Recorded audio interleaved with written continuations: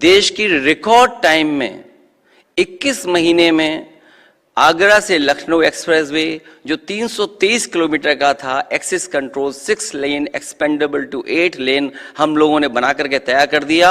और देश में पहली बार जब नेताजी के जन्मदिन के दिन मैंने उसका उद्घाटन किया तो एयरफोर्स के जो टेक्निकल सपोर्ट मुझे मिल रहा था उसका सपोर्ट लेकर के उस समय उस एक्सप्रेसवे पर सुकोई मिराज का टचडाउन किया।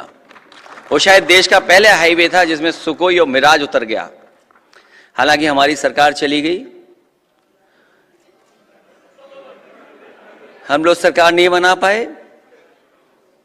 तो हमारे पत्रकार साथियों से जब मेरी बातचीत हुई तो मैंने उनसे यही कहा कि हम लोगों को समझाते रहे और दूसरे लोगों को बहलाते रहे, और उसका परिणाम यह हो कि हम लोग सत्ता में नहीं आ पाए।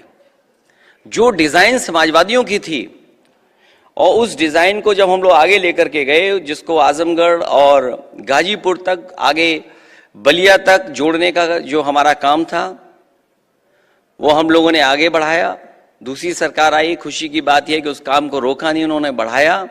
और उसका परिणाम यह हुआ कि समाजवादी पार्टी की जो योजना थी, जिस एक्सप्रेसवे को उन्होंने डिजाइन किया था, सड़क पर जो आपको उतरने की फैसिलिटी दी थी, उसी का परिणाम यह हुआ कि देश के प्रधानमंत्री सबसे भारी वाहन से जो हरकुलस है एयरफोर्स का, उस पर उतरा था और इकलौता हाईवे था।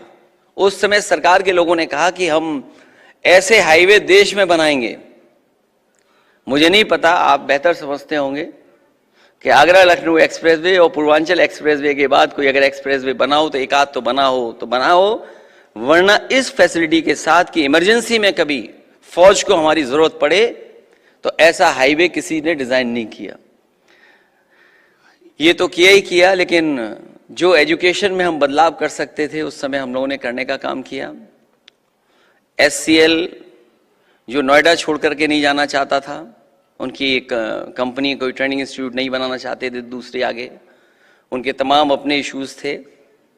जब मैं सरकार में आया सबसे पहले उनको बुलाया, मैंने कहा कि मैं चाहता हूं कि आप लोग लखनऊ तक आएं, क्योंकि यहाँ के बच्चे भी जो न केवल यहाँ उनको तकलीफ होती है पढ़ने की, बल्कि यहाँ से जब वो बाहर जाते हैं तो अपने परिवार के लोगों के बीच नहीं रह पाते हैं। कोई बेंगलोर जा रहा है, कोई हैदराबाद जा रहा है, कोई चेन्नई जा रहा है। यहाँ पर वो जॉब्स नहीं है जो जॉब्स लखनऊ में मिल सकते थे उन्हें। और मुझे खुशी इस बात की कि शिव नाडर जी ने उस चीज़ को टेकअप किया और नोएडा के बाद सबसे बड़ा ट्रेनिंग इंस्टीट्यूट अगर SCL ने कोई बनाया तो वो लखनऊ में बनाया। और उसका परिणाम यह है कि 6000 के लगभग बच्चे वहाँ पर जॉब कर रहे हैं, नौकरी